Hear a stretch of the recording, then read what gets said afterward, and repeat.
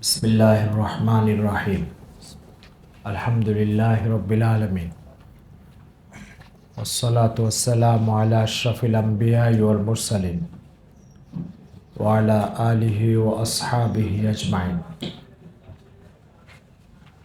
क़ाल अल्लाहु तबारक व तआला हिकायतन अन अहवालि याक़ूब अला नबिय्यिना व अलैहि सलातु वस्सलाम। अम कुन्तुम शुहदा इज़ हज़रा याक़ूब अल मौत इज़ क़ाल लिबनीहि मा तअबुदून मिन बादी क़ालू नअबुदु इलाहक व इलाह आबाइक इब्राहीम व इस्माईल व इसहाक़ इलाहा वाहिदा। सदक़ल्लाहु मौलाना अज़ीम।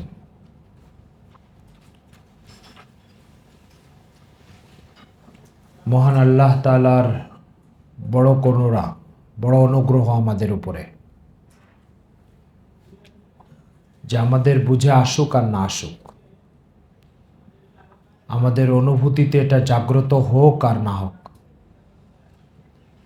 আমাদের হৃদয়টা স্পর্শ করুক আর না করুক, আমাদের চেতনার পরিধির ভিতরে এটা আসুক বা না আসুক, আল্লাহ তাআলা আমাদেরকে সত্য দ্বীনের অনুসারী করেছেন।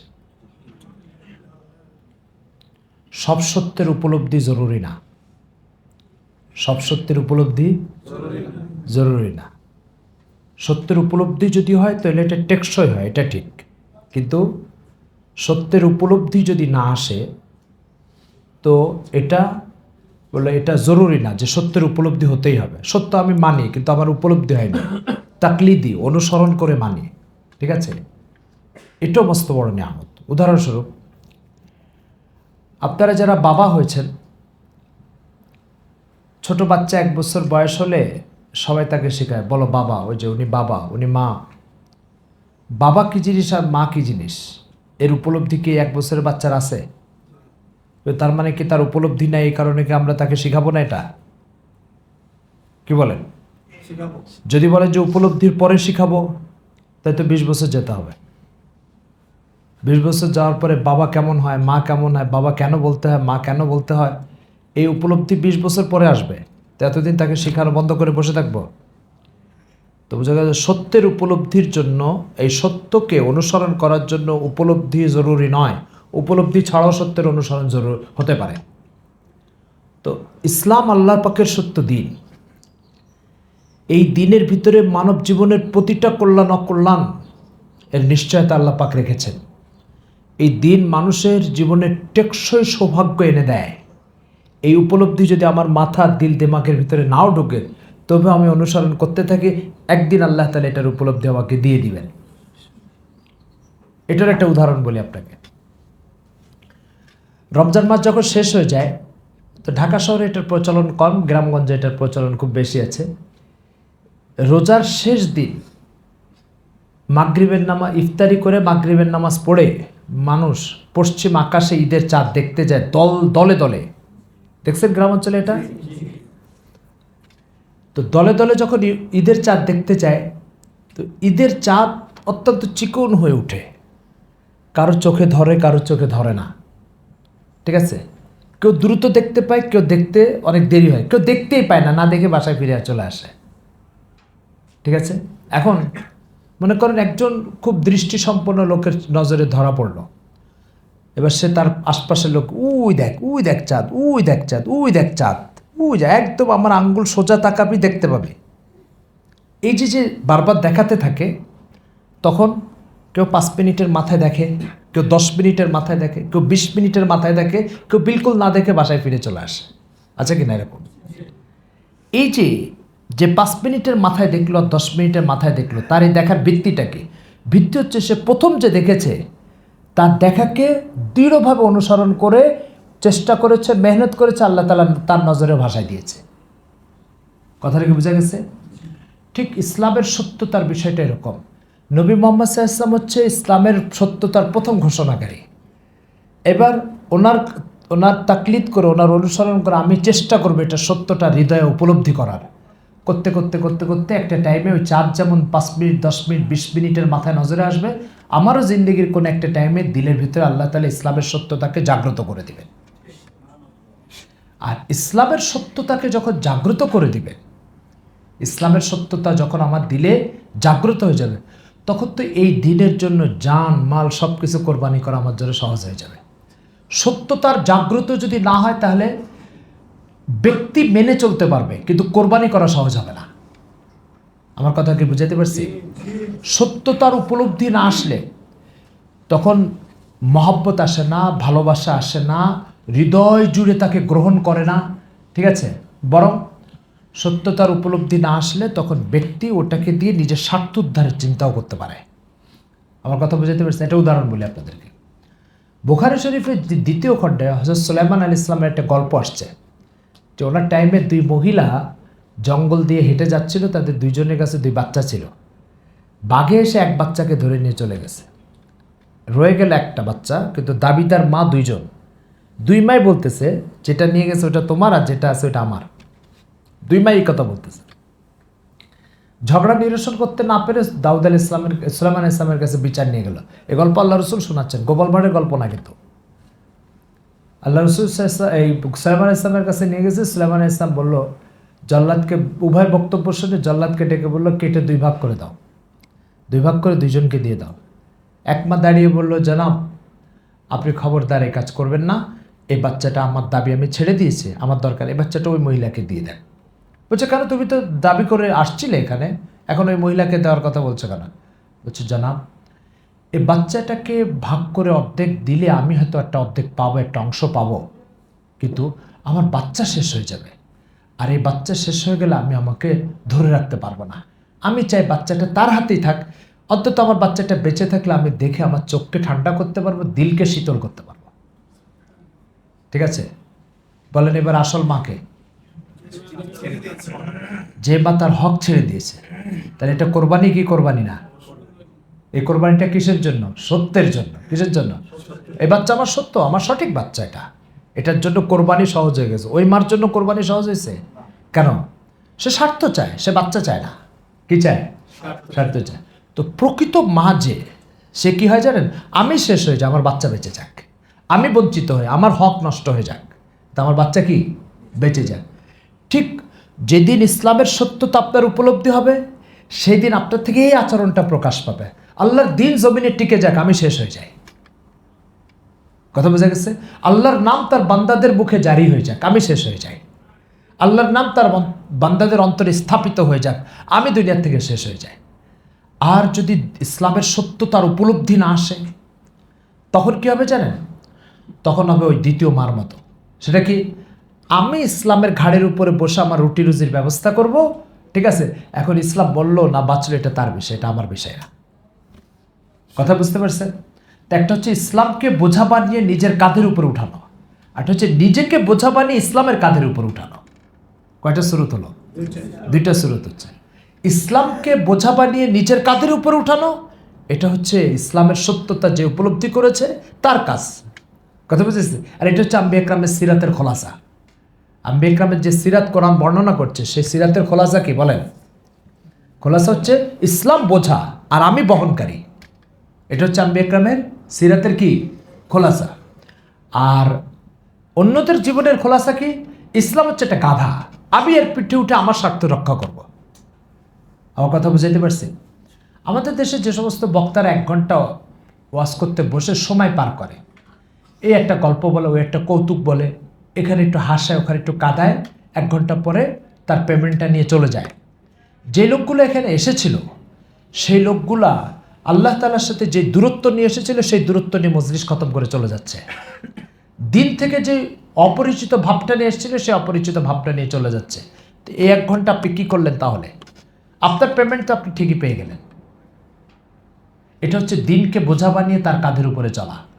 কথাকে বুঝতে, দিনকে গাধা বানিয়ে তার উপরে চলার চেষ্টা। এরপর একটা ফিকির দেখেন, আল্লাহ তাআলা প্রত্যেক সৃষ্টি, আম বলেন, কলা বলেন, লিচু বলেন, কাঁঠাল বলেন, যেটাই বলেন, প্রত্যেকটা বস্তু সৃষ্টির পরে ওই বস্তুর ধারাবাহিকতা অব্যাহত থাকবে কিভাবে, এই মর্মে ওর ভিতরে একটা বীজ তৈরি করে দেয়। দেখছেন আপনারা? এটা আমের ভিতরে বীজ আছে না নাই? কাঁঠালের ভিতরে বীজ আছে না নাই? কি উদ্দেশ্য এগুলার? এর সিলসিলা যাতে থেমে না যায়, তাই না? আচ্ছা, একটা আমের সিলসিলা জারি থাকা বেশি জরুরি না আল্লাহর নামের সিলসিলা জারি থাকা বেশি জরুরি বলেন? তো যখন ফলের সিলসিলা জারি রাখাকে আল্লাহ জরুরি মনে করেছেন, তাহলে তার নামের সিলসিলা জারি থাকা আরো কত বেশি জরুরি বলেন? আচ্ছা, দুনিয়াটাকে দিনের জন্য ফল না ফলের জন্য দিন? মানে আল্লাহ তাআলা তার নাম টিকিয়ে রাখার জন্য এসব সৃষ্টি করেছেন, না এই সব কিছু টিকিয়ে রাখার জন্য তার নাম সৃষ্টি করেছেন? কোনটা? আল্লাহ তাআলা তার নাম টিকিয়ে রাখার জন্য সব সৃষ্টি করেছেন, তাই না? তাহলে ফল নিজে মাকসাদ না, মাকসাদ হচ্ছে আল্লাহর দিন। মাকসাদ কি? আল্লাহর দিন। ফল হচ্ছে এটা টিকিয়ে রাখার জন্য যারা কাজ করবে তাদের চলতে হলে এই ফলগুলো দরকার হবে, তাই ফল সৃষ্টি। খালাকালাকুম মা ফিল আরদি জামিআ, তাই না? তাহলে যেই জিনিস মাকসাদ নয় তার সিলসিলা অব্যাহত রেখেছেন আল্লাহ তাআলা, তো যেটা মাকসাদ সেটা সিলসিলা জারি রাখা কত বেশি জরুরি বলেন? কি ভাই, কথাটা কি বুঝাইতে পারছি? তো পৃথিবীটাকে তৈরি করেছেন আল্লাহ পাক তার নামের সিলসিলা জারি রাখার জন্য।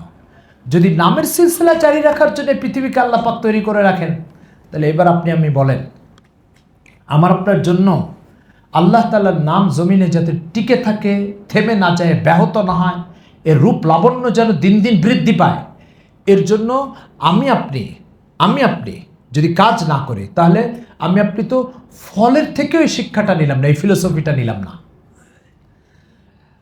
আরবি সাহিত্যে একটা প্রসিদ্ধ গল্প আছে। এক লোক রাস্তার ধারে একটা গাছ লাগাচ্ছে, বৃদ্ধ লোক, 90 বছর বয়স। এক পথিক তাকে জিজ্ঞাসা করছে, এই বেটা তুমি এই গাছটা লাগাচ্ছ, তুমি তো 2 দিন পরে মরে যাবে, এই গাছে ফল ধরতে তো 30 বছর সময় লাগবে।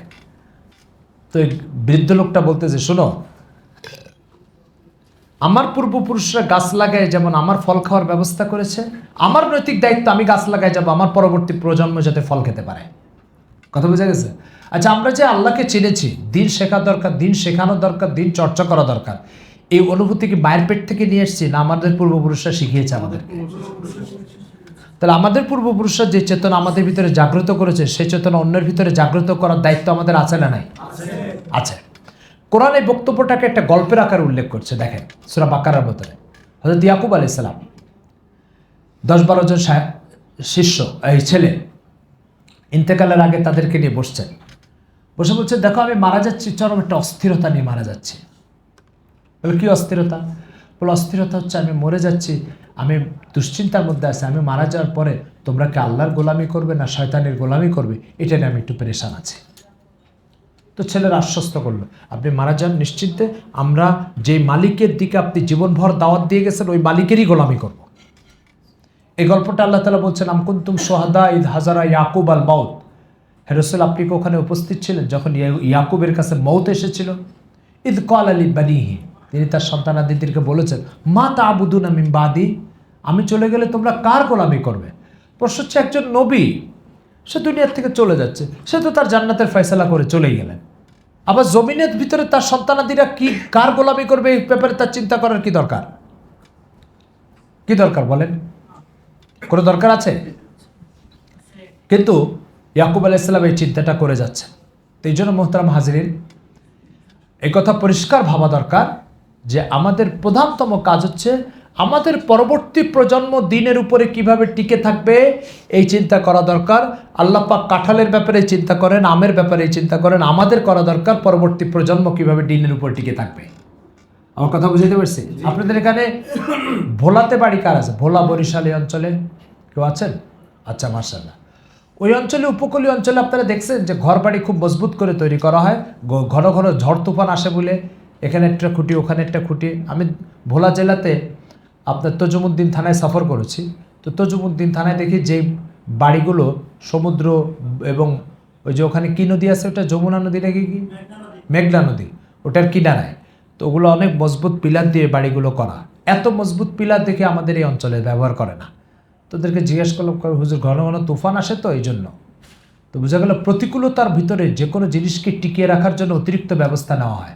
এবার বলেন, আগামী প্রজন্ম দিনের উপরে টিকে থাকার ব্যাপারে আমাদের একদিকে পশ্চিমা দুনিয়ার মানে নাস্তিকতার অন্ধকার, উলঙ্গপনা, ব্যাহাপনা, অশ্লীলতা, সিলেবাস, একটা শিক্ষা সিলেবাস সম্পূর্ণ 20 বছর একটা বাচ্চা পড়তেছে, এই 20 বছরের সিলেবাসের কোথাও তার স্রষ্টার আলোচনা নাই, কোথাও তার আখিরাতের অনুভূতির আলোচনা নেই। বলেন আমরা কি অনুকূল পরিবেশে না প্রতিকূল পরিবেশে? সামান্য প্রতিকূল না বড় ধরনের প্রতিকূল? এসব প্রতিকূলতার অর্থ কি? এসব প্রতিকূলতা কেন? এসব প্রতিকূলতা হচ্ছে আমাদের দিনকে ধ্বংস করার জন্য। তাহলে এবার আমাদের ঘরটা কত মজবুত হওয়া দরকার বলেন? কি আমার কথা বুঝাইতে পারছি ভাই? এরপরে যে বিষয়টা, সে বিষয়টা হচ্ছে যে কোনো মিশন, কোনো চেতনা, এটা কিছু মানুষের ত্যাগ ছাড়া এটা কখনো টিকে থাকে না। কিছু মানুষের আপনার নির্লস শ্রম ছাড়া কখনোই একটা মিশন টিকে থাকে না। একটা উদাহরণ বলি আপনাদেরকে। একটা বাচ্চা জন্ম নেওয়ার পরে নানিও হাসে, দাদিও হাসে, চাচাও হাসে, মামাও হাসে, সবাই মজা নেয়। কিন্তু এই বাচ্চাটা এই পর্যন্ত দুনিয়াতে আসার পিছনে একটা মানুষকে রাতের ঘুম হারাম করতে হয়েছে, একটা মানুষকে খাবার দাবার বর্জন করতে হয়েছে, 2 দিন পর পর ডাক্তারখানায় যেতে হয়েছে, 2 দিন পর পর এখানে ব্যথা ওখানে ব্যথা, এই যন্ত্রণা ওই যন্ত্রণা, এটা সহ্য করতে হয়েছে। কে সে? মা, তাই না? মা যদি এই কোরবানিটার জন্য প্রস্তুত না থাকে তাহলে কি কারোর মুখে হাসি ফুটবে? তো ঠিক পরবর্তী প্রজন্মকে আল্লাহর গোলামের উপরে টিকে থাকার জন্য কিছু মানুষকে মায়ের মতো এরকম কোরবানি করতে হবে। যখন কিছু মানুষ কোরবানি করবে তখন পুরো উম্মত দ্বীনের উপরে টিকে থাকতে পারবে। কিছু মানুষের কোরবানি ছাড়া দ্বীনের উপর টিকে থাকতে পারবে না। কথা বোঝা গেছে? আপনাদের এখানে যে প্রশিক্ষণটা নিয়ে আসছেন না, আপনাদেরকে এই প্রশিক্ষণের অর্থ হচ্ছে এইভাবে মায়ের গুণে গুণান্বিত করা। কিসের গুণে গুণান্বিত করা? মায়ের গুণে গুণান্বিত করা। প্রসিদ্ধ একটা গল্প আছে আরবি সাহিত্যে। এক লোক এক রাস্তা দিয়ে হেঁটে যাচ্ছে, তো দেখে যে একটা হাতির গলায় চিকন একটা রশি বাঁধা। হাতিটা আরামসে ওই রশির তাবে হিসাবে, রশির অধীনস্থ হিসাবে টিকে আছে এবং যেভাবে তাকে টানতেছে সে সেভাবে টানাটানির অনুসরণ করছে।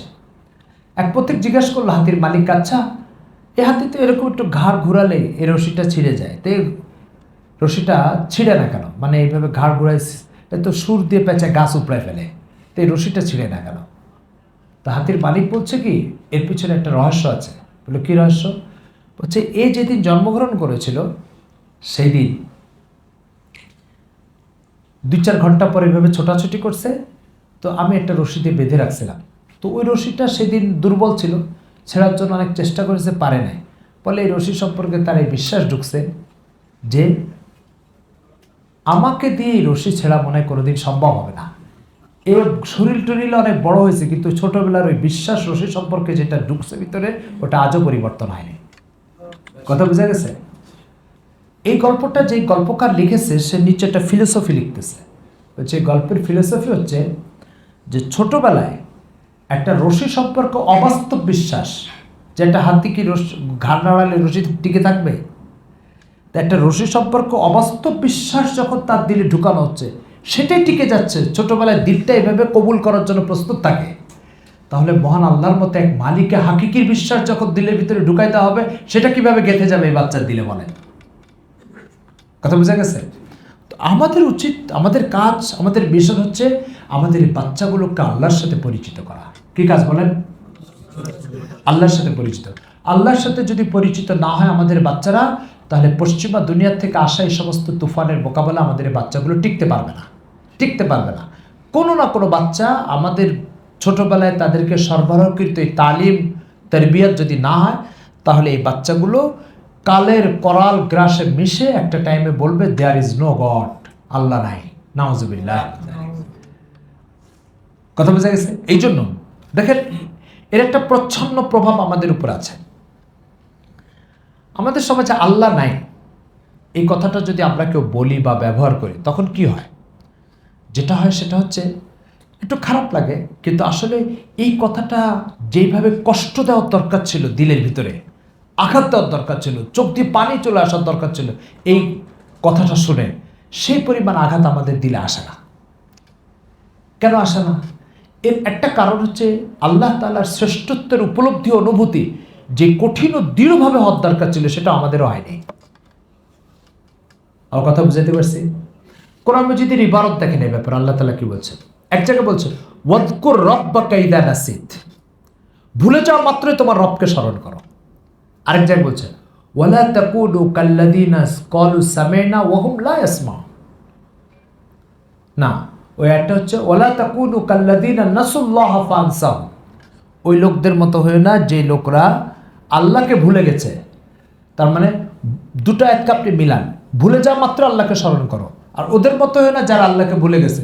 এবার পড়েন, আল্লাহ তাআলা আমাদের দিল থেকে আর মুখ থেকে তার অনুপস্থিতি কয় মিনিট মেনে নিতে যাচ্ছেন বলেন? কয় মিনিট? 1 সেকেন্ডের জন্য না। কিন্তু আমাদের বাস্তব অবস্থা কি? আচ্ছা, নামাজের ব্যাপারে আল্লাহ বলছেন আকিমিস সালাতা লিযিকরি, নামাজ আমাকে স্মরণ করার জন্য পড়ো। এরপর আবার বলছেন কি, ফাইদা কুজিয়াতিস সালাত ফান্তাশিরু ফিল আরদি ওয়াবতাগু মিন ফাদলিল্লাহ ওয়াযকুরুল্লাহা কাসীরা। নামাজ আদায় হয়ে গেল, রুটি রুজির জন্য বেড়ে গেলে এবার আবার আল্লাহর জিকির করো। নামাজ তো আল্লাহর জিকিরের জন্য, তো এরপরে বেড়ে আবার আল্লাহর জিকির করতে বলছে। আরেক আয়াতে আল্লাহ বলছে ফাইদা কাযাইতুম মানাসিকাকুম ফাযকুরুল্লাহ, হজের মানাসিক আদায় হয়ে যাওয়ার পরে, মিনা আরাফা মুজদালিফা আদায় হয়ে যাওয়ার পরে বলে আবার তোমরা আল্লাহ তাআলার জিকির করো। মিনা আরাফা মুজদালিফা তো জিকিরেরই জায়গা, তো এটা তাদের পর আবার জিকির করতে বলছে। তার মানে আল্লাহ তাআলা বিন্দু মাত্র তার মুখ থেকে, বান্দার মুখ থেকে আল্লাহ তাআলার জিকিরের অনুপস্থিতি চাচ্ছেন না। তাহলে এই মালিকে হাকিকির তালিম আমাদের এই সন্তানের ভিতরে কি পরিমাণ ঢুকালে তারপরে মৌত পর্যন্ত এইভাবে এই আয়াতের তাকাজা পুরা করবে বলেন? আমার কথাটা কি বুঝাইতে পারছি ভাই? এই জন্য আল্লাহ তাআলার পরিচয় এটা আমাদের এই বাচ্চাদের জন্য অপরিহার্য। আল্লাহ তাআলার পরিচয় ছাড়া, কোনো জিনিসের পরিচয় ছাড়া সেই বস্তুর হক আদায় করা সম্ভব হয় না। আমি 1 কোটি টাকা দামের একটা স্বর্ণের প্লেট আপনাকে দিব, আপনি নিয়ে যে এটা হেফাজত করবেন, একটা সংরক্ষিত জায়গায় রেখে দিবেন। কিন্তু আমি যদি একটা বাচ্চার হাতে দিই তো 10 টাকার খেলনা মনে করে পেশাব করে দিবে। ঠিক বললাম না ভুল বললাম? আপনি হেফাজত করলেন, সে পেশাব করলো কেন? আপনার কাছে এটার পরিচয় আছে, বাচ্চার কাছে এটা পরিচয় নেই। আর যখন পরিচয় নেয় তখন তার হক তাকে দিয়ে রক্ষা হয়েছে না নষ্ট হয়েছে? নষ্ট হয়েছে। আল্লাহ তাআলার প্রকৃত পরিচয় না পাওয়া পর্যন্ত একটা বান্দার আল্লাহ তাআলার হক আদায় সম্ভব হয় না তাকে দিয়ে। কিছুদিন আগের একটা গল্প বলি আপনাদেরকে। এক জেলার এক এসপি এক তদন্ত কাজে বের হয়েছে। তদন্তর কাজে যখন বের হয়েছে, বের হওয়ার পরে ওই তদন্ততে যাওয়ার পরে স্বাভাবিকভাবে তদন্ততে গেলে তো আর সে তার সরকারি গাড়ি ব্যবহার করবে না, তাই এমনি সাধারণ পোশাকে গেছে। যে তদন্ত শেষ করে লোকাল বাসে উঠছে। তো লোকাল বাসের হেল্পাররা কী করে, এক এক যাত্রীরে ঘাড় ধাক্কা দিয়ে পিছনে সরাই দেয় যাতে নতুন যাত্রী উঠে জায়গা পায়। দেখেন এই দৃশ্য আপনারা? হ্যাঁ, এইভাবে ঘাড় ধাক্কা দিয়ে পিছনে সরাইছে। এবার ওই এসপিকেও ঘাড় ধাক্কা দিয়ে পিছনে সরাইছে। সরাইলে ড্রাইভার আবার ওই এসপিকে চিনত। ড্রাইভার সামনের লুকিং গ্লাস দিয়ে দেখতেছে এসপিকে ঘাড় ধরে ধাক্কা দিচ্ছে হেল্পার। ড্রাইভার হেল্পারকে ডাকছে, দেখে বললে এই কে চিনিস? কে? এই জেলার এসপি। ও স্যার তাই? তাহলে স্যার সামনে একটু দাঁড়া। তো একটু সামনে নিয়ে যে গাড়িতে দাঁড় করেছে, ওর নাম লাভ দিয়ে আজও দৌড় কালো দৌড়। তো যে লোকটাকে ঘাড় ধাক্কা দিছে এখন সেই লোকের ভয় তো এই বাসেই থাকবে না। সেই দুটো আচরণের ভিতরে পার্থক্য রহস্য কি বলেন? পরিচয়। ঠিক আল্লাহ তাআলাকে যখন একজন বান্দা চিনবে তখন সে এই অবস্থা হবে তার। সম্ভবত সিয়ারু আলামিন নুবালা, হাফেজ শামসুদ্দিন জাহাবির প্রসিদ্ধ কিতাব, ওর ভিতরে ইমাম আউজাহির একটা আলোচনা আছে। তার ভিতরে লিখছে ইমাম আউজাহির বাড়িতে সকালবেলায় মাস্তুরাতে তালিম হতো। এক মহিলা বাসার ভিতরে ঢুকে দেখে ওনার জায়নামাজের উপর এরকম পরিমাণ পানি দিয়ে ভেজা। উনি মনে করছে কোনো বাচ্চা পেশাব করেছে। উনি ইমাম আউজাহির স্ত্রীকে বলছে, মহিলা তোমার বাচ্চা আমার হজরতের জায়নামাজে পেশাব করে দেয়, তুমি একটু ঠেকাতে পারো না? তুমি আউজাহির স্ত্রী বলছে, প্রতিদিন পেশাব করে আমি কয়দিন ঠেকাবো? তখন মহিলা বলছে, কেন জায়নামাজকে এটা বাথরুম নাকি যেখানে বাচ্চা পেশাব করবে? তখন ইমাম আউজাহির স্ত্রী বলছে যে আসলে এটা কোনো বাচ্চার পেশাব না, এটা তোমার হজরতের শেষ সাথে চোখের পানি। ঠিক আছে? এটা হচ্ছে ওই ব্যক্তির কথা যে ব্যক্তি আল্লাহকে চিনেছে। কার কথা? কার কথা বলেন? সম্ভবত ইমাম হাসান বসরি রহমতুল্লাহর কথা। যখন মানুষ আল্লাহ তাআলাকে চিনবে তখন তার প্রশ্ন হবে যে কোন বিবেকে সে আল্লাহর সামনে থেকে মাথা উঠায়। আল্লাহকে চেনার পরে শব্দ কিসের এটা? যখন একটা ব্যক্তি আল্লাহকে চিনবে তখন তার বক্তব্য কি হবে? আল্লাহ সামনের থেকে মাথা উঠায় কিভাবে, এই কোন বিবেকে উঠায়? আর যখন চিনবে না তখন তার বক্তব্য হবে আল্লাহকে সেজদা দেয় কি জন্য। আমার কথা বুঝতে পেরেছেন? এই জন্য আল্লাহ তাআলাকে চেনা এটা ইনসানি জিন্দেগির প্রথম জরুরত। এই জন্য কোরআনের যত নবীদের যত বক্তব্য আছে সব বক্তব্যের সারাংশ আপনি খুঁজে দেখেন আল্লাহর পরিচয় এবং এর বাইরে কোনো কথা নেই। কোরআনে অন্তত 2000 আয়াত আছে শুধু আল্লাহর পরিচয়ের উপরে। এবং যে নবী তার কওমকে কি বলে দাওয়াত দিত আপনি এই ইবারতগুলো খুঁজে দেখেন, সব ইবারতের সারাংশ হচ্ছে আল্লাহর পরিচয়। এই জন্য আমাদের এই মাকাতিবের একটা বড় মাকসাদ হচ্ছে আমরা আমাদের সন্তানের দিলের ভিতরে আল্লাহর পরিচয়কে স্থাপন করব। বলেন কি স্থাপন করব? পরিচয়কে স্থাপন করব। আল্লাহ তাআলার পরিচয় স্থাপন করার ক্ষেত্রে সফল ওই ব্যক্তি যে নিজের দিলের ভিতরে আল্লাহর পরিচয় স্থাপন করতে পেরেছে। আপনি যদি একটা বোতল থেকে আরেকটা বোতলে সরিষার তেল ঢালেন, তো খালি বোতল পূর্ণ করার আগে তো যার থেকে ঢালবেন তার ভিতরে এটা থাকতে হবে, না সেটা ছাড়া পারা যাবে। এই জন্য আগে আমাদের দিলের ভিতরে আল্লাহর পরিচয় আসতে হবে। এই মাকাতিবের কাজে সবচেয়ে সফল ব্যক্তি হচ্ছে সেই যে আল্লাহর পরিচয় নিয়ে এখানে তালিম ও তরবিয়তের কাজ করবে। কেন? যখন আল্লাহ তাআলার পরিচয় একজন ব্যক্তির দিলের ভিতরে আসবে তখন এই বাচ্চাগুলো আল্লাহর সৃষ্টি, এদেরকেও এদের মালিককে চিনতে হবে, এদের খালিককে চিনতে হবে। এই চেতনা নিয়ে যখন কাজ করবে তখন তার প্রত্যেকটা কাজের ভিতরে একটা রূপ লাবণ্য ফিরে আসবে। এই জন্য আমাদের এই মাকাতিবের প্রধানতম কাজ হচ্ছে আল্লাহ তাআলার পরিচয়। প্রধানতম কাজ আমাদের সবকিছু আল্লাহর পরিচয়ের জন্য। আর প্রত্যেক নবীকে আল্লাহ পাক এই হাকিকত বুঝানোর জন্যই পাঠিয়েছেন যে আল্লাহর পরিচয়। এবং এর থেকে মামুলি কোনো জামানাকে আল্লাহ তাআলা ফারিক দেন নাই, মুক্ত করেন নাই। যেমন আপনি দেখেন পৃথিবীর প্রথম মানুষকে আদম আলাইহিস সালাম, এটা হতে পারতো কিনা যে 500 বছর চলে যাবে, যার পরে কিছু মানুষ দুনিয়াতে খাবে পড়বে মোটা তাজা হবে, তারপরে একজন নবী পাঠায় এবার ওই নবীকে দিয়ে আল্লাহর পরিচয়ের কথা বলাবেন, এটা হতে পারতো কিনা? কিন্তু আল্লাহ তাআলা তো এটা করেনি। প্রথম মানুষ ওই ব্যক্তিকে পাঠিয়েছেন যে প্রথম মানুষটার থেকে আল্লাহ তাআলার পরিচয় দেওয়ার কাজ যাত্রা শুরু হয়ে যায়। 200-400 মানুষ পাঠিয়ে 200-400 বছর পাঠিয়ে তারপরে আদম আলাইহিস সালামকে পাঠিয়েছেন। এই ঘটনা তো ঘটেনি। ইমাম গাজালি এই হাকিকতকে উন্মোচন করেছেন। উনি বলেছেন পৃথিবীতে একটি মিনিট যাতে, একটি মানুষ যাতে, একটি সৃষ্টি যাতে আল্লাহ তাআলার পরিচয়ের পরিবেশ থেকে বঞ্চিত না হয়, এর বাইরে না থাকে, এই জন্য প্রথম মানুষকে নবী হিসাবে পাঠানো হয়েছে যাতে প্রথম মানুষ থেকেই আল্লাহ তাআলার পরিচয়ের যাত্রায় পৃথিবীতে চালু হয়ে যায়, শুরু হয়ে যায়। কি ভাই কথা বোঝা গেছে? ইমাম গাজালি তার এই দাবিটাকে প্রমাণ করার জন্য আরেকটা দলিল নিয়ে আসছেন। সেই দলিল কি জানেন?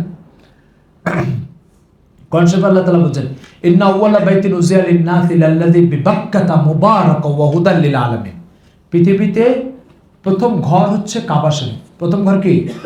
কাবা শরীফ। প্রথম ঘর কাবা শরীফ হলো কেন? বলছে পৃথিবীর মাকসাদই হচ্ছে আল্লাহ তাআলার পরিচয় স্থাপন করা। এই জন্য প্রথমে 200-400 ঘর তৈরি হয়ে যাক, মানুষ বসবাস করুক, আর তারপরে ইবাদতের ঘর আসবে। না, প্রথমে ইবাদতের ঘর, বোঝা গেল এটা মাকসাদ, তারপর অন্যটা। কি ভাই কথা বোঝা গেছে না বোঝা যায়নি? হ্যাঁ, ইঞ্জিনিয়াররা যখন কোনো বাড়ির প্ল্যান করে তখন আপনি খোঁজ নিয়ে দেখবেন প্ল্যানের প্রথমে বেডরুমের সাইজটা তৈরি করে। কিসের সাইজ? কি জন্য জানেন? বাথরুমও তো আছে, বারান্দা তো আছে, তো প্রথমে কি জন্য বেডরুমের সাইজ তৈরি করে? কারণ বেডরুম বাড়ির মাকসাদ। বেডরুম কি? বাড়ির মাকসাদ। তো পৃথিবী তৈরির মাকসাদ কি? আল্লাহর পরিচয়, তার গোলামি। এই জন্য প্রথম বাইতুল্লাহ তৈরি হয়েছে, প্রথম আদম আলাইহিস সালামকে পাঠানো হয়েছে। তো আমাদের এই কথার উদ্দেশ্য হচ্ছে সফল ওস্তাদ আপনাদের মধ্যে কে? সফল ওস্তাদ হচ্ছে যে বাচ্চাদের দিলের ভিতরে আল্লাহর নাম স্থাপন করতে পেরেছে। বলেন সফল ওস্তাদ কে? এই বিষয়টা ভুলে গেলে চলবে না। আমরা কোরআন পড়াই, আমরা সুন্নাহ পড়াই, ফিকহ পড়াই, হাদিস পড়াই, ইসলামে আদব ও শিষ্টাচারিতা পড়াই, এই সব কিছু আল্লাহ তাআলার পরিচয়ের অনুগত। সবকিছু কি বলেন? পরিচয়ের অনুগত। এই জন্য একটা বাচ্চাকে ছোটবেলায় আপনি আল্লাহর নাম শিখিয়ে দিবেন, ব্যাস, নাস্তিকতার যত অন্ধকারের ভিতরে সে যাক না কেন, আপনার জ্বালানো এই আলোটা টিম টিম করে তার ভিতরে জ্বলতেই থাকবে, জ্বলতেই থাকবে। গেল একটা বিষয়। এরপরে যে বিষয়টা করবো সেটা হচ্ছে কোরআন মজিদে একজন দায়ী, একজন ওস্তাদ, একজন মুরব্বী, এর কিছু সিফাত আওসাফের কথা আলোচনা করা হয়েছে। সে আলোচনাগুলো ওস্তাদ হিসাবে আমাদের ইয়াদ রাখা, স্মরণ রাখা এটা জরুরি। তার কারণ আমাদের এই লাইন থেকে এত বেঅনওয়ানি, বদঅনওয়ানি এবং আপত্তিকর আচার আচরণের কথা কানে আসছে, যা লজ্জায় আমাদের মাথা নত করা ছাড়া কোনো উপায় থাকে না। এই জন্য একজন উস্তাদ, একজন দায়ী, একজন মুরব্বী কী ধরনের গুণাবলী নিয়ে চলা উচিত ছাত্রদের মধ্যে, এই ব্যাপারে একটা অনুভূতি আমাদের আসা দরকার। কোরআন মাজিদে এই সিফাতগুলো আল্লাহ পাক ডিটেলস উল্লেখ করেছেন হযরত ইউসুফ আলাইহিস সালামের ব্যাপারে। কার ব্যাপারে? ইউসুফ আলাইহিস সালাম। আজকে ইউসুফ আলাইহিস সালামের 3টা গুরুত্বপূর্ণ সিফাত আমরা আলোচনা করব, যে আলোচনাগুলো, যে সিফাতগুলো উস্তাদ হিসেবে আমাদের প্রত্যেকের ভিতরে আসা উচিত। একটা সিফাত ইউসুফ আলাইহিস সালামের কোরআনে উল্লেখ করছেন আল্লাহ তাআলা, সেটা হচ্ছে উন্নত আখলাক। কি বলেন তো? উন্নত আখলাক ইউসুফ আলাইহিস সালামের কি ছিল? কোরআন মাজিদে ওনার 2টা হালাত। একটা হালাত হচ্ছে উনি জেলখানার আসামিদের সাথে ছিলেন চরম অসহায় অবস্থায়। আরেকটা হালাত উল্লেখ করা হয়েছে যখন উনি মিশরের বাদশাহ। জেলখানার আসামিদের সাথে ওনার চলাফেরা, ওঠা বসার আচরণটার ব্যাপারে বলা হচ্ছে যে উনি জেলখানা আসামিদের সাথে ওঠা বসা করতেন। আসামিরা বলতো, ইন্না নারাকা মিনাল মুহসিনিন, আপনাকে একজন মহৎ মানুষ মনে হচ্ছে। আমাদের সমাজে অসংখ্য ইমাম খতিবরা একটা মসজিদে দীর্ঘদিন ইমামত খেতাবত করার পরে যখন কোনো আচার আচরণ পরিপন্থী কাজ বের হয়, তখন তাকে মসজিদ থেকে বিদায় দেওয়া হয়। আমাদের কাছে এসে এসব ইমাম সাহেবরা বলেন কি, হুজুর জামানাটা এত খারাপ হয়ে গেছে, এখন আর মসজিদে চাকরি করে সুবিধা করা যায় না, এখন আর সেই পরিবেশ নেই, আগে ভালো ছিল। আল্লাহ তাআলা ইউসুফ আলাইহিস সালামের গল্প উল্লেখ করে বোঝাচ্ছেন যে উনি জেলখানার আসামিদের সাথে এমন আচরণ করে। আসামি কারা হয়? ভালো মানুষ না চোর ডাকাতরা হয়? এই চোর ডাকাতদের সাথে এমন আচরণ করেছেন, চোর ডাকাত ওনার আখলাকের স্বীকৃতি দিয়েছে, ইন্না নারাকা মিনাল মুহসিনিন, আপনাকে একজন মহৎ মানুষ মনে হচ্ছে। তো চোর ডাকাত থেকে যদি আখলাকের স্বীকৃতি নেওয়া যায়, তাহলে মসজিদের সাধারণ মুসল্লিদের থেকে আখলাকের স্বীকৃতি নেওয়া যাবে না কেন? কি ভাই, কথা বোঝা গেছে? আমাদের মুসল্লিরা কি চোর ডাকাত? তাহলে এই অভিযোগের কি অর্থ? যে হুজুর আগে ভালো ছিল, জামানা এখন খারাপ হয়েছে, এখন আর এইসব খেদমত করার যুগ নেই। আসলে সমস্যাটা কোথায় বলেন? সমস্যাটা দ্বিতীয় কথা কি জানি, ইউসুফ আলাইহিস এই ইন্না নারাকা মিনাল মুহসিনিন সূরা ইউসুফের 2 জায়গায় আসছে। ইউসুফ আলাইহিস সালাম যখন মিশরের বাদশাহ, তো ওনার জানের দুশ্মন ভাইরা যারা কূপে নিক্ষেপ করে ওনাকে মেরে ফেলতে চেয়েছিল, তারা ওনার কাছে দুর্ভিক্ষে জর্জরিত হয়ে খাবার আনতে গেছিল। উনি ওদেরকে যে ইকরাম তাকরিম আর মেহমানদারি করেছেন, পরে ওরাও এই কথা পরিচয় এখনো পায়নি। সেই ইউসুফ পরিচয় পাওয়ার আগে বলছে, ইন্না নারাকা মিনাল মুহসিনিন, আপনাকে একজন মহৎ মানুষ মনে হচ্ছে। এই স্বীকৃতি জানের দুশ্মনরা দিয়েছে। কারা? জানের দুশ্মনরা এই স্বীকৃতি দিয়েছে। একবার ওনার আখলাকের স্বীকৃতি দিয়েছে চোরেরা, আরেকবার আখলাকের স্বীকৃতি দিয়েছে জানের দুশ্মনেরা।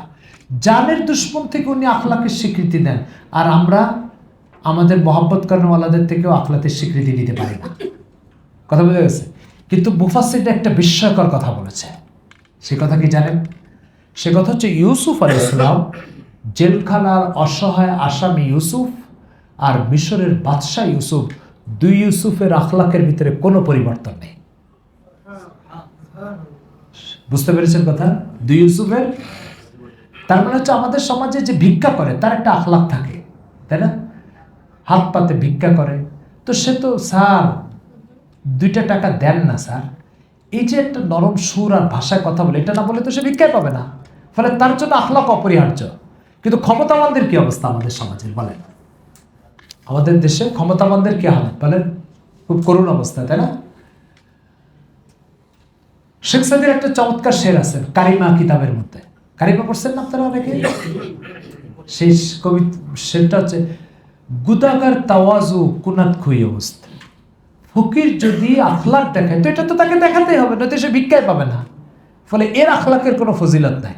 ফজিলত হচ্ছে মিশরের বাদশাহ হয়ে আখলাক দেখানো, এটার ফজিলত আছে। কথা বোঝা গেছে? এখান থেকে আরেকটা চমৎকার কথা বলছেন মুফাসসিরিনরা। সেটা কি জানেন? প্রশ্ন হচ্ছে, মিশরের বাদশাহ হয়ে একটু দাপট দেখাবে, একটু অহংকার দেখাবে, একটু ভাব দেখাবে, সেটা না দেখে একদম আসামি ইউসুফ তার আখলাকটাকে সে মিশরের রাজ সিংহাসনে বসিয়ে দেখালো। এর রহস্যটা কি? রহস্য হচ্ছে, আম্বিয়া ইকরামকে শিষ্টাচারিতা শিক্ষা দেন স্বয়ং আল্লাহ তাআলা নিজেই। কে শিক্ষা দেন? আল্লাহ। হাদিস শরীফ আসছে না, আদাবানি রব্বি ফাআহসানা তাদিবি ওয়া আল্লামানি রব্বি ফাআহসানা তালিমে। আমাকে আল্লাহ শিষ্টাচারিতা শিক্ষা দিয়েছেন। তো আম্বিয়া ইকরামের ওস্তাদ কে হয়ে থাকে? তো আল্লাহ পাক যাকে আদব শিক্ষা দেন তার আদব কেমন হয়? বলে আসামি হলেও যে আখলাক তার থাকবে, বাচ্চা হলে সে আখলাক থাকবে, কারণ ওস্তাদ তো হচ্ছে কে? ঠিক আছে। তো আল্লাহ পাক যখন আল্লাহ পাক মানুষকে সৃষ্টি করেছেন, কি চমৎকার করে সৃষ্টি করেছেন না? আপনি আজ পর্যন্ত কোনো কাজে অনুভব করছেন যে আমার হাত 10টা হলে ভালো হতো? কোনোদিন অনুভব করছেন আমার চোখ দুটো মাথার পিছনে হলে ভালো হতো? তাহলে আল্লাহ তাআলার এই সেটিংটা আমাদের সব কাজে সহযোগিতা করছে কি করছে না? যে মাঠের মধ্যে নাঙ্গল চালাচ্ছে সেই বডিকে, দেহকে তার সহযোগী হিসাবে পাচ্ছে। যে 50,000 ফুট উপরে প্লেন চালাচ্ছে, সে ওই প্লেন চালানোর কাজে তার এই বডিকে সহযোগী হিসাবে পাচ্ছে কি পাচ্ছে না? কেউ এই বডিতে কোনো কিছু অতিরিক্ত অনুভব করছে না, আবার এই বডিতে কোনো কিছু ঘাটতিও নজরে পাচ্ছে না। তাহলে বোঝা গেল এই বডিটা অত্যন্ত পরিকল্পিতভাবে মহা জ্ঞানী ও পরিকল্পনাকারী মহান স্রষ্টার মাধ্যমে বডি তৈরি হয়েছে। এই বডিটা যিনি তৈরি করেছে তিনি ইউসুফকে এবং নবীদেরকে আখলাক শিখিয়ে থাকেন। তাহলে সেই আখলাকটা কেমন হবে বলেন? কথা বোঝা গেছে? আচ্ছা, তাহলে একটা হলো ওস্তাদকে আখলাকি হতে হবে। ওস্তাদ যদি আখলাকি না হয় সে তার মিশন নিয়ে সামনে বাড়তে পারবে না। আম্বিয়া ইকরামকে আল্লাহ পাক অপরিহার্যভাবে আখলাক শেখান কেন জানেন? তার কারণ হচ্ছে দ্বীনের কাজ আখলাক ছাড়া হয় না। দ্বীনের কাজ কি হয় না? দ্বীনের দুনিয়াবী রাজনীতি, দেশ চালানো, এগুলো আখলাক ছাড়া হয়, কিন্তু দ্বীনের কাজ কখনো আখলাক ছাড়া হয় না। আমি একটা গ্লাস এখানে সেট করলাম, অত্যন্ত সুস্বাদু খাবার। কি খাবার বলেন? সুস্বাদু খাবার, সুস্বাদু শরবত গ্লাসের মধ্যে, কিন্তু গ্লাসের গায়ে একটু ময়লা লাগানো। আপনারা কে কে খাবেন বলেন? আছে কেউ? ময়লাটা দেখলেই সুস্বাদু শরবতের প্রতি আগ্রহ ঠিক থাকবে না নষ্ট হয়ে যাবে? নষ্ট হয়ে যাবে। ঠিক আখলাকটা হচ্ছে, বদাখলাকি হচ্ছে ওই গ্লাসের ময়লার মতো, যে আপনি দিবেন তো দিন, আপনি কি দিবেন? দিন দিবেন। তো দিন তো সুস্বাদু জিনিস, মানব জীবনের জন্য অপরিহার্য, এটা ছাড়া কোনো উপায় নেই। কিন্তু আমার আপনার আখলাকের কারণে মানুষ দিন থেকে দূরে সরে যাবে, যেমন গ্লাসের ময়লার কারণে শরবতকে এড়িয়ে চলছে। এই জন্য আম্বিয়া ইকরামের মধ্যে কোন নবী আপনি পাবেন না আল্লাহ তাআলা বদাখলাকি করে তৈরি করেছেন। নবীদের আখলাক বুঝছেন, এটা এমন একটা বিষয়। উইলিয়াম মুর ভারতের উত্তরপ্রদেশের গভর্নর ছিল ব্রিটিশ আমলে। তার এক বই আছে লাইফ অফ মোহাম্মদ, 2 খণ্ডে সে মোহাম্মদ সাল্লাল্লাহু আলাইহি ওয়াসাল্লামের সিরাতের উপর বই লিখেছে। এ তো অনেক এলোমেলো কথাবার্তা লিখেছে, কিন্তু কিছু কথা সে সত্য লিখেছে। সে রাসূল সাল্লাল্লাহু আলাইহি ওয়াসাল্লাম মক্কা থেকে বিদায় নিয়ে যে মদিনায় যাচ্ছেন না, তখন মক্কা থেকে মদিনায় যে যাচ্ছেন, তো মক্কা শরীফের যে সমস্ত লিডাররা ওনার জানের দুশ্মন ছিল, তারা তাদের হুজুরের কাছে বিভিন্ন আমানত রাখতো। হুজুর হিজরতের আগে আমানতগুলো বুঝাই দেওয়ার জন্য হযরত আলী রাদিয়াল্লাহু তাআলাকে দায়িত্ব দিয়ে চলে যাচ্ছেন। বলছে যে আলী, এই যে যারা তলোয়ার নিয়ে আমার বাড়ি ঘিরে ধরেছে না, এদের আমানত এটা, সকালে তুমি পৌঁছাই দিও। তো উইলিয়াম মুর লিখছে যে মুহাম্মাদের জান যাদের কাছে নিরাপদ নয়, তাদের মাল মুহাম্মাদের কাছে নিরাপদ। সে আরেকটা দারুণ মন্তব্য করেছে, এই মন্তব্যটা তো আমাদের মানে উপলব্ধি দরকার। সে মন্তব্য করেছে যে মানুষের জীবনের 2টা অবস্থা, একটা হচ্ছে সংকটাপন্ন অবস্থা, আর একটা হচ্ছে স্বাভাবিক অবস্থা।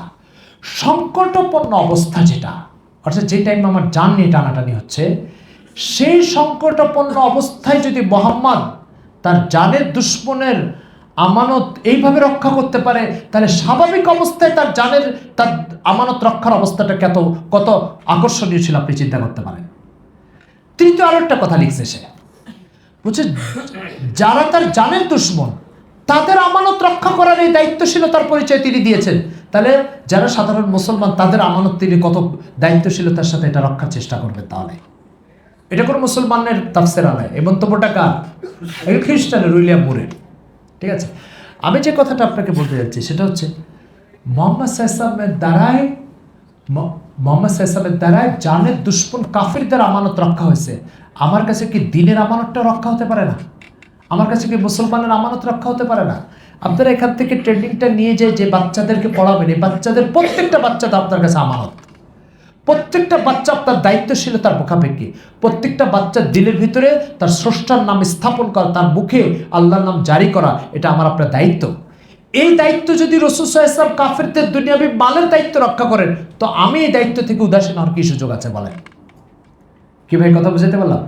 দ্বিতীয় কথা হচ্ছে দ্বিতীয় কথা হচ্ছে যে আমি আপনি যদি এই দায়িত্বশীলতা পরিচয় না দিই, তাহলে আমার আপনার দ্বারা খেয়ানত প্রকাশ পাবে। মোহাম্মদ সাল্লাল্লাহু আলাইহি ওয়াসাল্লামের দ্বীনের অনুসারী হয়ে তাকে নবী বলে বিশ্বাস করে এত বড় ধরনের খেয়ানত আমি কিভাবে করব বলেন? কথাটা কি বুঝাইতে পারছি ভাই? এই জন্য এটা হচ্ছে, এই জন্য মোহাম্মদ সাল্লাল্লাহু আলাইহি ওয়াসাল্লাম সভ্যতার জন্য অপরিহার্য। সভ্যতার জন্য কি অপরিহার্য? ঠিক আমিও যেন উম্মতের জন্য একটা অপরিহার্য ব্যক্তিতে পরিণত হয়।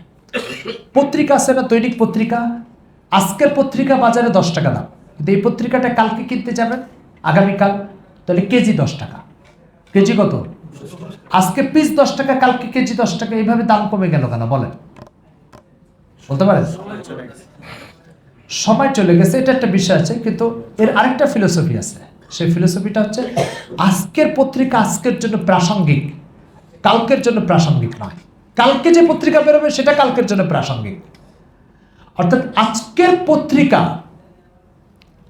পত্রিকার প্রয়োজনীয়তা মানুষ যেভাবে অনুভব করে, আজকের পত্রিকার প্রয়োজনীয়তা কালকে ওইভাবে অনুভব করবে না।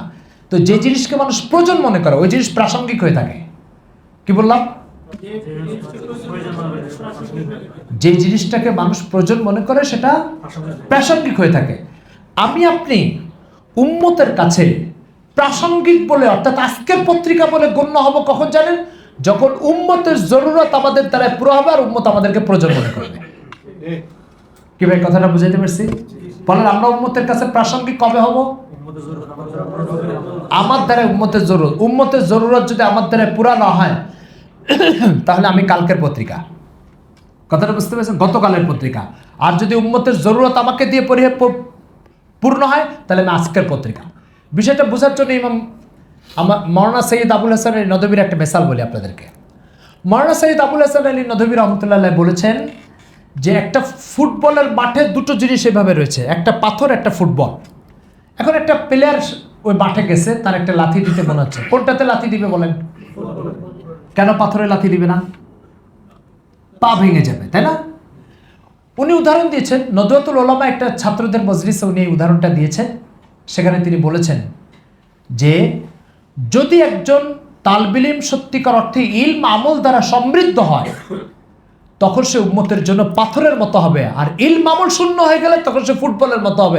আজকে লাথি মারবে, কালকেও লাথি মারবে। কথা বোঝা গেছে? আর যদি পাথরকে সে কোনো কারণে মাঠের এই মাথার থেকে এই মাথায় নিতে চায়, তাহলে কি পা দিয়ে নিবে না মাথার উপরে বহন করে নিবে? একটারে পা দিয়ে নিল, আরেকটারে মাথার উপরে বহন করে নিল কেন বলেন? বলেন কি জন্য নিল? একটার ভিতরে কিছু নাই, খালি, আরেকটার ভিতরে পুরাটে ভর্তি। তো আপনি যখন উম্মতের জরুরত পুরা করার জন্য এই সমস্ত ট্রেনিংকে, আপনার ইলিমকে, আপনার আমলকে কাজে লাগাবেন, তখন আপনি পাথর হবেন। উম্মত যখন আপনাকে এক জায়গা থেকে আরেক জায়গায় নিতে চাইবে, মাথার উপরে নিয়ে তারপরে যাবে। আর যদি আপনি খালি হন ইলিম থেকে, আমল থেকে, এই সমস্ত তরবিয়ত থেকে, তখন আপনি ফুটবলের মতো হবেন। একবারে এক লাথি মারবে, একবার ও আরেক লাথি মারবে। আমার কথা বুঝাতে পারছি ভাই? পৃথিবীর প্রত্যেক উৎপাদনশীল কাজ একটা লম্বা ত্যাগের সাথে সম্পর্কিত। একটা উদাহরণ বলি আপনাদেরকে। এই গাছগুলো হাকিকি গাছ কিনা? হাকিকি গাছ এগুলো? এই মনে করেন এটা হাকিকি গাছ, ঠিক আছে? এই গাছটা অনেক বড় হলো, ছায়া দিবে, ফল দিবে, ফুল দিবে, অক্সিজেন সরবরাহ করবে। কিন্তু এই পর্যায়ে আসার জন্য অপরিহার্যভাবে এই গাছের বিচিটাকে কিছুদিন মাটির নিচে লুকিয়ে থাকতে হয়েছে। সব আলো বাতাস থেকে বিচ্ছিন্ন হয়ে মাটির নিচে লুকিয়ে থাকতে হয়েছে। এই বীজটা যদি লুকিয়ে থাকার জন্য প্রস্তুত হয়, এই ত্যাগের জন্য সে যদি প্রস্তুত হয়, তাহলে সে আলো বাতাস আর ছায়া আর অক্সিজেন সরবরাহ করার যোগ্য হবে, নতুবা হবে না।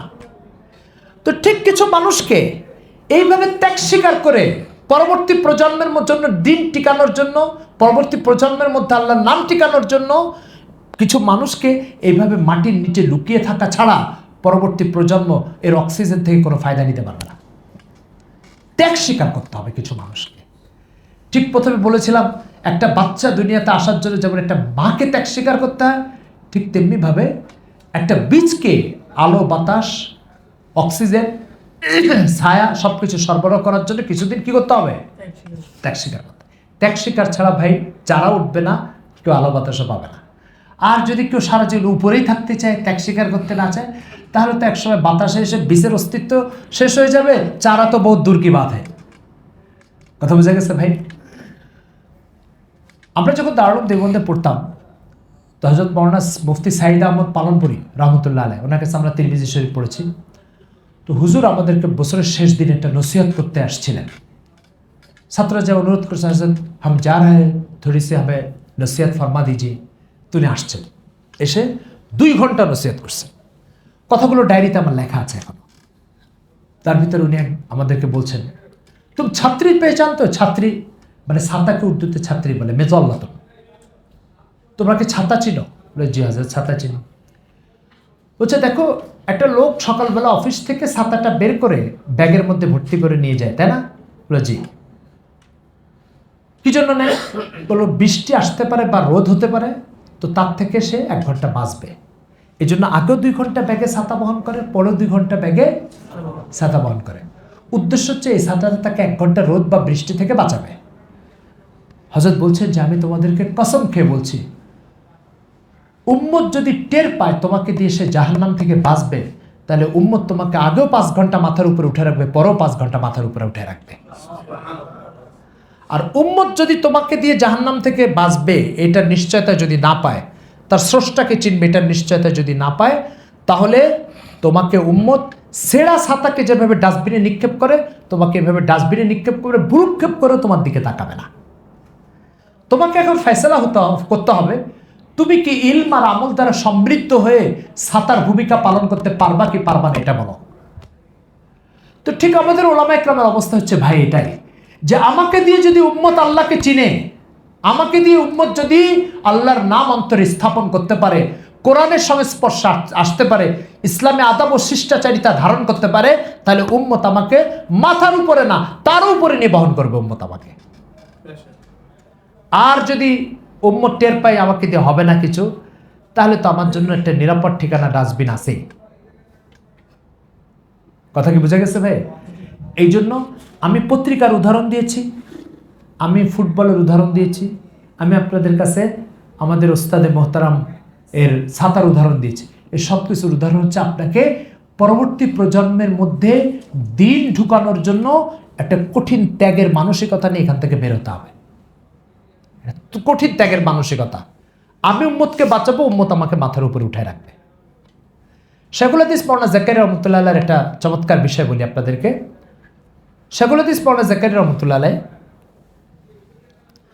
1967 সাল পর্যন্ত বাজারুল উলুম সাহারানপুরে বুখারী শরীফ পড়েছেন। এরপর চোখের জ্যোতি কমজোর হয়ে যাওয়ার কারণে মদিনা শরীফে হিজরত করেছেন। 15 বছর থেকে 1982 সালে মদিনাতে উনি ইন্তেকাল করেছেন। জান্নাতুল বাকিতে ওনার দাফন হয়েছে। গত সপ্তাহে আমি ওনার কবর জিয়ারত করেছি। শেখুল হাদিস মাওলানা জাকারিয়া রহমতুল্লাহ আলাইহি 1967-তে বিদায় নেওয়ার পরে হিন্দুস্তানে ওনার প্রচুর মুরিদ ছিল। ওই মুরিদদের অনুরোধে উনি রমজানটা ওনাদের সাথে এতেকাফ করার জন্য মাজারুল উলুম সাহারানপুরে চলে আসতেন। রমজান শেষ হয়ে গেলে ঈদের পর আবার মদিনাতে চলে যেতেন। এই আশঙ্কায় যদি মদিনার বাইরে মৌত হয়ে যায়, এই জন্য বাকি 11 মাস মদিনা শরীফে থাকতেন। ইমাম মালিক রহমতুল্লাহের মতো কোথাও যেতেন না। ইমাম মালিক রহমতুল্লাহ বাইরে মৌত হবে, এই জন্য তিনি কখনো বেরোতেন না। 75 সাল বোম্বে থেকে জাহাজে করে উনি জেদ্দা যাচ্ছেন। দুবাইতে জাহাজ দাঁড়াইছে। তো দুবাইতে দিনদার মুসলমানরা শুনতে পারছে যে শেখ জাকারিয়া রহমতুল্লাহ এই জাহাজে আছে। ওরা এসে জাহাজকে বিদায় দিয়ে ওনাকে নিয়ে এসে দুবাইতে সফর করাইছে। 1 মাস পুরো দুবাইতে বিভিন্ন জায়গায় প্রোগ্রাম, সফর, দিনই কথাবার্তা বলে, তারপর আবার ওনাকে মদিনাতে পৌঁছাই দিয়েছে। এই যে দুবাইতে ওনাকে ঘুরায় বেড়াইছে, উনি তখন শরীর ভারী, চলতে পারেন না, অসুস্থ, কিন্তু ওনাকে হুইল চেয়ারে করে, কখনো হেলিকপ্টারে করে, কখনো গাড়িতে করে দুবাইতে বিভিন্ন প্রোগ্রাম করাইছে। প্রশ্ন হচ্ছে যে এই মানুষটার এই কদর, এই মূল্যায়ন এই পর্যায়ে কেন? এর কারণ হচ্ছে ছাতা। এর কারণ কি? ছাতা। মৌলানা আবুল হাসান আলী নদভী রহমতুল্লাহ একটা জীবনী আছে, উনি শেখ জাকারিয়া রহমতুল্লাহ জীবনী লিখছে। ওর ভিতরে উনি লিখছেন, ফাজাইলে আমল পড়ে পৃথিবীতে এই শতাব্দীতে যেই পরিমাণ মানুষ আল্লাহর ওলি হয়েছে, আমি ইসলামের ইতিহাসে কোরআন আর সুন্নাহর মৌলিক কিতাব বাদ দিয়ে আর কোনো কিতাব পড়ে এত পরিমাণ লোক আল্লাহর ওলি হয়েছে আমার নজরে আসে নাই। পৃথিবীতে প্রসিদ্ধ কোনো ভাষা নাই যে ভাষায় ফাজাইল আমল অনুবাদ হয় নাই। ঠিক আছে, এই হচ্ছে ওনাদের ত্যাগের অবস্থা। ত্যাগের একটা করুণ দৃশ্য আপনাদেরকে বলি। শেখ জাকির রহমতুল্লাহ আবৃতি ওনার যে আত্মজীবনী 2 খণ্ডে ছেপে আসছে, বাংলা অনুবাদ হয়েছে, ওর ভিতরে এক জায়গায় লিখেছেন যে ছাত্র জামানায় আমার অনেক দিন এমন গেছে যে আমার বাবা আমাকে নাস্তার টাকা দিয়েছে, সেই টাকা দিয়ে আমি কিতাব কিনেছি, পরে আমার নাস্তার টাকা থাকতো না। তো দেবন সাহারানপুর অঞ্চলের আটা রুটি হয় এত বড় রুটি হয়। ওই রুটি ধরেন দারুল দেওবন্দের 3000 ছাত্র, তো 6000 রুটি বানানো লাগবে। 6000 রুটি বানানোর জন্য আমাদের দেশের হোটেলের মতো দীর্ঘক্ষণে তুন্দুর চুলার মধ্যে রুটি দিয়ে, এবার দেখি হয়েছে কিনা, না এখনো কাঁচা আছে, আবার একটু পরে চেক করে, এরকম হয় না, লাগাই দিয়ে একটু পরে উঠায় নেয়। তো দেখা যায় রুটির মাঝখানটা শুকায় কিন্তু সাইডটা কাঁচা থাকে, আর ওই কাঁচাটা ছাত্ররা খায় না, ফেলে দেয়। তো শেখ জাকির রহমতুল্লাহ আলাইহ অসংখ্য দিন টাকার অভাবে সকালবেলায় ছাত্ররা রুটির যে হাসি, ওরা বলে রুটির হাসিয়া, এই হাসিয়া যেখানে ফেলে দিত ওখান থেকে ওই হাসিয়া এনে এনে খেয়ে তারপরে আলিম হয়েছে। কি ভাই বুঝা গেছে? একজন আকাবির উলামায়ে দেওবন্দের জীবনে আপনি দেখাতে পারবেন না যে পায়ের উপরে পা তুলে মানুষ হয়েছে। এই হচ্ছে ত্যাগের অবস্থা। মোহতারাম হাজিরিন, এই জন্য আমাদের উম্মতের কাছে দিনকে টিকিয়ে রাখার জন্য এরকম একটা জদ্দজহুদের মানসিকতা নিয়ে এখান থেকে বের হতে হবে। আমি শেষ হয়ে যাব, আল্লাহর দিন টিকে থাকবে, আমি শেষ হয়ে যাব। মওলানা আবুল হাসান আলী নদভী রহমতুল্লাহ একটা প্রসিদ্ধ কিতাব আছে যে মানসাবে নবুয়ত আর উসকা আলা হামিলিন, না কিতাবটার নাম কি? পুরা আরো একটা দুটো শব্দ আছে, মানসাবে নবুয়ত আর উসকা আলা হামিলিন, আরো একটা শব্দ আছে, পুরা নাম মনে আসতেছে না।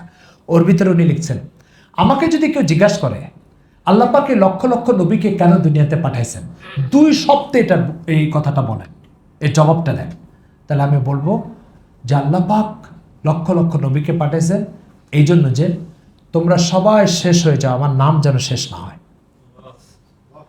তোমরা সবাই মিটে যাও, আমার জমিন থেকে আমার নাম যেন শেষ না হয়। আমাদের দেশের জালিম রাজনীতিবিদরা সরকারি টাকা দিয়ে সরকারি জায়গায় স্কুল করে, তারপরে এই ব্যাপারে কোনো ছাড় দেয় না যে ব্যানারে, পোস্টারে, তারপরে সাইনবোর্ডে আমার নাম থাকতে হবে, এ ব্যাপারে কোনো ছাড় দেয় না, আপোষ করে না। টাকা কার? সরকার। জায়গা কার? নিজের নামটা যে সাইনবোর্ডে লেখে ওইটা কার টাকা দিয়ে লেখে? তো সবই সরকারের টাকা দিয়ে লেখে, কিন্তু তারপরে এই ব্যাপারে কোনো ছাড় দেয় না যে আমার নাম থাকতে হবে। এই জমিন আল্লাহ পাক তার কুদরত দিয়ে তৈরি করেছেন, এই আসমান আল্লাহ পাক তার কুদরত দিয়ে তৈরি করেছেন, প্রত্যেকটা সৃষ্টিকে আল্লাহ পাক তৈরি করেছেন। খালিকু কুল্লি শাই, খালিকু আছে কোরআনে এটা, অলাহু কুল্লু শাই আছে কোরআনে এটা, লাহু মুলকুস সামাওয়াতি ওয়াল আরদ আছে কোরআনে এটা। কি অর্থ এটা? কোন বস্তুই তার সৃষ্টির বাইরে না, সব বস্তুকে তিনি সৃষ্টি করে তারপরে মালিক হয়েছেন। তো যদি সরকারি টাকা একজন এ ব্যাপারে আপোষতা বা সমঝোতায় না আসে যে আমার নাম লেখা হবে না, মানি না এটা, আমার নাম লিখতেই হবে, তো আল্লাহ তাআলা তার কুদরত দিয়ে সবকিছুকে সৃষ্টি করে, এখানে আল্লাহর নাম থাকবে না, এটা কিভাবে তিনি মেনে নেবেন? কিভাবে মেনে নেবেন বলেন? তার বান্দা, তার সৃষ্টি, তার দেওয়া জিহ্বা দিয়ে সবকিছু বলবে, আর তার জিহ্বাতে তার নাম উচ্চারণ হবে না, এটা কিভাবে মেনে নেবেন? ফলে পরবর্তী প্রজন্ম আল্লাহর নাম উচ্চারণ না করে গালি দিবে, বেহুদা কথা বলবে, আল্লাহর অসন্তুষ্টি কথা বলবে, আর আমরা এটা দেখতে দেখতে মেনে নিব। এটা কিভাবে সম্ভব? কি করে সম্ভব এটা? আমার এই মোবাইলে কিছু পার্স সেট করার কারণে তো এটা এখান থেকে আওয়াজ বেরোয়, তাই না? নেমনে বেরোয়, কিছু পার্স আছে না এখানে। এবার ওই পার্টসগুলো সেট করার কারণে স্যামসাং কোম্পানিকে আমার 30,000 টাকা দিতে হয়েছে না হয়নি? হয়েছে। তো আমার এখানে যে কথা বেরোয়, এখানে তো কিছু পার্টস সেট করা লাগছে না, এখানে পার্টস সেট করা ছাড়া এটা আওয়াজ বেরোয়। তো এটা তো স্যামসাং কোম্পানি করছে, এটা কে করছে? আল্লাহ করছে। এবার এই স্যামসাং কোম্পানি যদি তার হক আদায় করে নিয়ে যেতে পারে 30,000 টাকার মাধ্যমে, তো আল্লাহ তাআলা 2 বার আল্লাহ শব্দ শুনতে পারবে, এটা তার হক হবে না কেন বলেন? কেন পরবর্তী প্রজন্মের মুখে আমরা আল্লাহর নাম জারি করতে পারবো না বলেন? তবে কি স্যামসাং কোম্পানির এটা যৌক্তিক আর আল্লাহর এটা অযৌক্তিক? কোরআন কি বলছে? আনতাকান আল্লাহুল্লাযী আনতাকা কুল্লা শাই, সব বস্তুকে কথা বলার ক্ষমতা কে দেন? আল্লাহ। তো এই জন্য মুহতারাম হাজিরিন, আমাদের এটা একটা চেতনা, আমরা আল্লাহর জমিনে আল্লাহর নাম জিন্দা করবই করব, আল্লাহর সৃষ্টির মুখে আল্লাহর নাম জারি করবই করব। আর এটা হচ্ছে সেই চেতনা, যেই চেতনার কারণে সব নবীদেরকে দুনিয়াতে পাঠানো হতো, এই একটা চেতনাকে বাস্তবায়ন করার জন্য সব নবী দুনিয়াতে আসছে। আমি শেষ হয়ে যাই কিন্তু আল্লাহর নাম কিতা? আচ্ছা, নবীদেরকে হত্যা করা হয়েছে, হয়েছে না? ওই যে ইয়াকতুলুনা আম্বিয়া আল্লাহি বিগাইরি হাক্কিন আছে কোরআন মাজিদে ইহুদিদের ব্যাপারে। তো নবীদেরকে হত্যা করা হয়েছে, দেশান্তরিত করা হয়েছে না হয়নি? মাতৃভূমির থেকে তাড়িয়ে বের করে দেওয়া হয়েছে, হয়েছে না হয়নি? যদি বিশ্বাস নয় তো বুখারীর ওই হাদিসটা দেখতে পারেন। রাসূল সাল্লাল্লাহু আলাইহি ওয়াসাল্লাম হেরা গুহার থেকে যখন খাদিজার কাছে আসছেন, আসার পরে কি বলছে খাদিজাকে বলছে আমি জ্বর হয়েছে, আমাকে কম্বল দিয়ে জড়াই ধরো, ঝাঁপ মিলুনি। তো খাদিজা কি করছে, ওয়ারাকা বিন নাওফেলের কাছে নিয়ে গেছে, মক্কার এক প্রসিদ্ধ আহলে কিতাব আলিম। পরে ওরাকা কি বলছে, ওরাকা সব শুনে ওই জিবরিল আসছে, ইকরা পড়তে বলছে, তারপরে জ্বর এসে গেছে, জিবরিলকে তার আসল আকৃতি দেখছে, দেখে ওরাকা বুঝতে পেরেছে যে ওনার কাছে যে আসছে সে কে, জিবরিল। তখন ওরাকা বলছে শোনো ভাতিজা, তোমার কাছে যে আসছে, এই তোমাকে যেদিন এই মক্কাবাসী তাড়িয়ে এখান থেকে বের করে দিব, ওই দিন যদি আমি বেঁচে থাকি তাহলে আমি তোমার সাহায্য করব। তো আল্লাহ রসুল কি বললেন, আওয়া মুখরিজিয়া, বুখারীর ইবারত এটা, মক্কাবাসী আমাকে তাড়াই দেবে, এটা আপনি কি বললেন? ওদের কাছে আমার চেয়ে কোনো আস্থাভাজন মানুষ আছে? ওরা আমাকে মহাবিশ্বাসী বলে, আমার চেয়ে কোনো প্রিয় মানুষ মক্কাবাসীর কাছে নাই। আপনি বলেন ওরা আমাকে তাড়িয়ে দিবে? তখন ওরা একটা কায়দায় কুল্লি বলে দিল, কায়দায় কুল্লি, একটা সামগ্রিক নীতিমালা বলে দিল। সেটা কি, তোমার কাছে যে আসছে না হেরা গুহাতে, সে যার যার কাছে আসে তাকে তার কম দেশান্তরিত করে দেয়। কায়দায় কুল্লি কি, এটা বলেন কায়দায় কুল্লি। তার মানে নবী মানে কি বলেন, নবী মানে কি? নবী মানেই হচ্ছে জন্ম এক জায়গা হবে, কবর আরেক জায়গায় হবে। নবী মানেই সারা জীবন হিজরতের উপরে থাকতে হবে। নবী মানেই হচ্ছে জওয়াল, জওয়াল বুঝেন, ভ্রাম্যমান, ভ্রাম্যমান বুঝছেন? এই মোবাইলকে আরবিতে জওয়াল বলে, ইংরেজিতে মোবাইল বলে, বাংলা কি বলে? ভ্রাম্যমান, ভ্রাম্যমান। জওয়ালের আমরা মুঠোফোন বলি, কিন্তু জওয়ালের বাংলা শাব্দিক অর্থটা হচ্ছে কি, জালা ইয়াজুলু জাওলাতুন, মানে ঘোরাফেরা করা। ঠিক আছে, সেখান থেকে ইসমে মুবালাগার সিগা জওয়াল, ফাআলুল লিমা ইউরিদ, এই ওজনে জওয়াল মানে যে সবচেয়ে বেশি ঘোরাঘুরি করে। ঠিক আছে, এটাকে বলে মোবাইল। ওই যে একটা কোর্ট তো হচ্ছে কোর্ট, আরেকটা হচ্ছে যে গাড়িতে দেখবেন ভ্রাম্যমান আদালত, যে 6 মাসের জেল দিয়ে দেয়, দেখছেন? এই ভ্রাম্যমান মানে কি, মালহামিন করার কোনো স্থায়ী জায়গা নেই, এটা ভ্রাম্যমান কোর্ট। তো নবীরা এরকম ভ্রাম্যমান ব্যক্তি হয়ে থাকে। ঠিক আছে, সকালে হচ্ছে বাগদাদে, এখনই ওহি আসবে, কালকে ফিলিস্তিন যেতে হবে। ঠিক আছে, আজকে এই শহরে সন্ধ্যাবেলা ওহি আসবে, ইজাবিলা ফেরাউনা ইন্নাহু তাকা। কথা বুঝে গেছে? কোনো স্থায়িত্ব নেই। এটা হচ্ছে ভ্রাম্যমান ব্যক্তি হচ্ছে নবীরা। এই ভ্রাম্যমান মানুষ হওয়া কি সারা জীবন কোনো সহজ কথা? কেউ 900 বছর, কেউ 800 বছর, কেউ 500 বছর, সহজ কথা এটা? এটা কখন সম্ভব? যখন আল্লাহ তাআলার দিন তার জমিনে বাস্তবায়ন করব, এই সংকল্পে এত দৃঢ়, এত আস্থাশীল, এত মজবুত মিশনের অধিকারী হবে, তখন এই সব ত্যাগ স্বীকার করা তার জন্য সম্ভব হবে। যেমন বাচ্চা জটিল রোগ হয়েছে, জটিল রোগ হয়েছে, কিন্তু মাতৃ মমতা এই জটিল রোগের ক্ষেত্রেও বাচ্চার থেকে মাকে দূরে সরায় না, আরো কাছে নিয়ে আসে। কি জন্য সম্ভব হয়েছে এটা বলেন? আমার এই সন্তানকে আমাকে লালন পালন করতে হবে, এই বাচ্চার প্রতি মহাব্বত, বাচ্চার প্রতি ভালোবাসা, বাচ্চার প্রতি মাতৃ মমতা, বাচ্চার প্রতি আন্তরিকতা, এগুলোই করছে। তো ঠিক আমরা যখন মহান আল্লাহ তাআলার এই চেতনা, নবীদের এই চেতনা ধারণ করব, তখন ওই দিনের জন্য এই ত্যাগ স্বীকার করা আমাদের জন্য সহজ হবে। আর লম্বা কথা বলতে চাই না, আমাদের এই যে বড় ভাই লুৎফর রব্বি ভাই আসছে, ওনার সামনে ওনার মূল্যবান সময় নষ্ট করে ফেললাম। তো এই পর্যন্ত বিদায় নিচ্ছে। আল্লাহ তাআলা আমাদেরকে এই কথাগুলো প্রথমে নালায়েককে আমল করার তৌফিক দান করেন, আপনাদেরকেও তৌফিক দান করেন।